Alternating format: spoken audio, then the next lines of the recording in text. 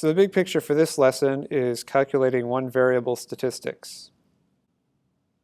So what that means is you just have a single column of data.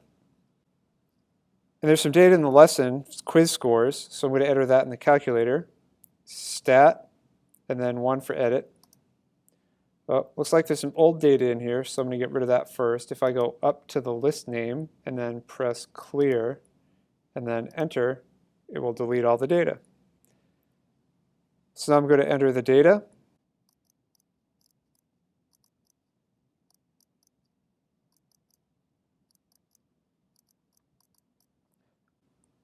Okay, now I'm going to quit, so second quit.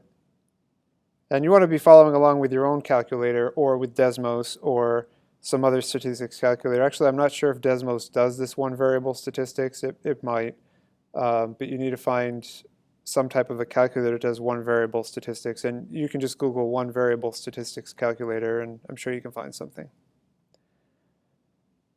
Okay, so here's how you find the one variable statistics. Go to Stat, and then over to Calc. And then option 1 is one variable statistics. So pretty straightforward. I'll just put enter, enter, and then enter for calculate. And here's what it tells me. It tells me the x bar, which is the mean of the data. And the sum of x is the sum of the data.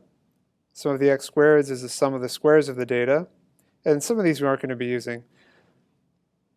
Sx is the sample standard deviation, which is part of the data. Sigma x is a population standard deviator. That is one we're going to be using.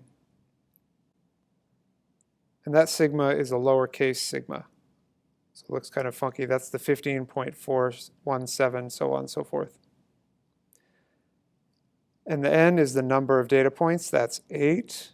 And then I'm going to press the down arrow to get to the rest of this.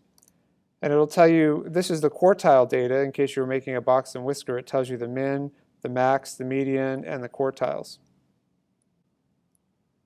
So for our purposes, we're going to be dealing with standard deviation. And basically, the bigger that number is, the more spread out the data is, and the smaller means it's closer together. And also there's some conversation about outliers. Outliers are numbers that are far away from the data points.